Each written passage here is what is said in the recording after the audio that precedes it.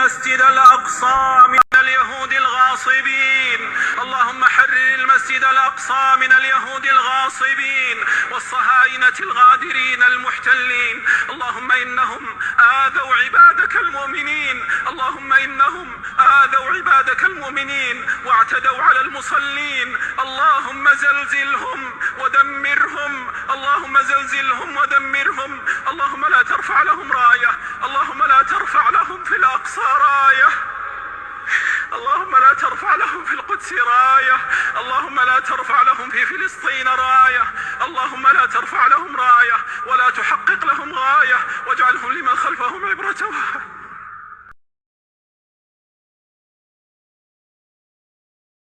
اكتب لنا صلاة في المسجد الأقصى.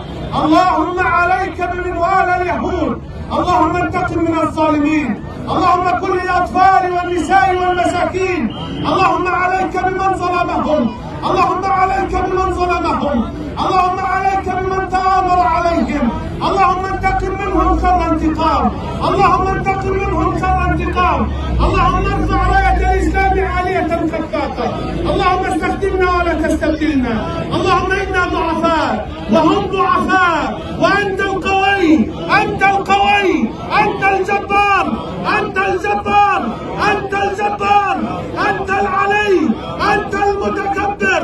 اقسم ظهورهم، اقسم ظهورهم، انتقم منهم، أرنا فيهم عجائب قدرتك يا أرحم الراحمين.